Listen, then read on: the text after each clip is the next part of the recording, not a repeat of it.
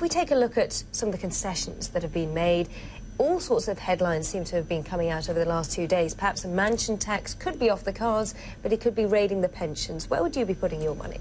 Well, I think it's going to be a fiscally neutral budget, and essentially that means that he doesn't have room to spend any money. So if he's going to kind of loosen the spigot somewhere, he's going to have to make up for that somewhere else. Now, the mansion tax would be a pretty political move because it could potentially placate the Liberal Democrats, but then some in the Conservatives would be very upset by that.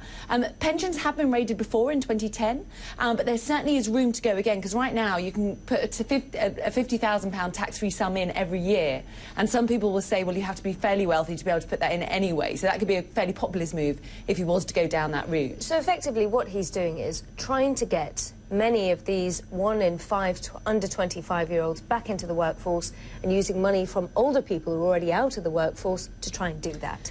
Yes, and I think some would say that that's quite an interesting, quite a good way to go, because obviously youth unemployment in the UK is much higher than it is for kind of people over 50 and over 65. So that's going to be a real key issue, because if he doesn't do that, that's going to weigh on welfare payments down the line. So he's going to really target that this year, and he could certainly do that via pensions, we believe. He's also promised to try and close loopholes. There's been a lot of ire about foreign non-tax domiciled people living in the United Kingdom who are on millions and aren't paying anywhere near the same amount of tax as some of these pensioners who are going to have their pensions raided.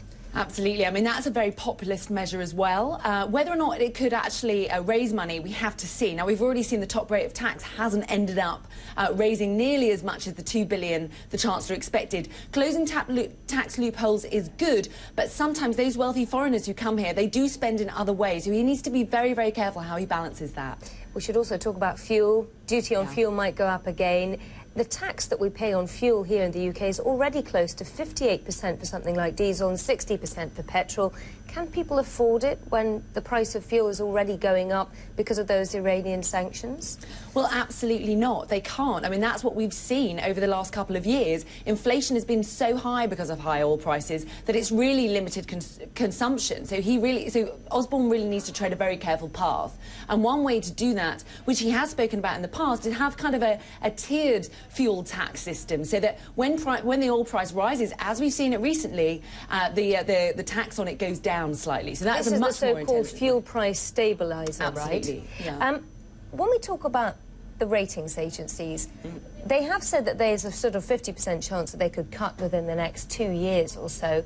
What would it mean if Britain were to lose its AAA coveted rating? That would be pretty important. And would it come sooner than 2 years? It could certainly come sooner than 2 years, absolutely. What would it mean? From a market's perspective, we've seen France lose its AAA, we've seen the US lose its. It hasn't had a really huge impact. However, in the longer term, it could have an impact, because obviously we're going to be borrowing for a very long time. If our credit rating is cut, it suggests that going forward, our borrowing costs will actually be higher than they are now. But at the moment, they're incredibly low, so we wouldn't expect that to change in the medium term if we are cut over the next 2 years.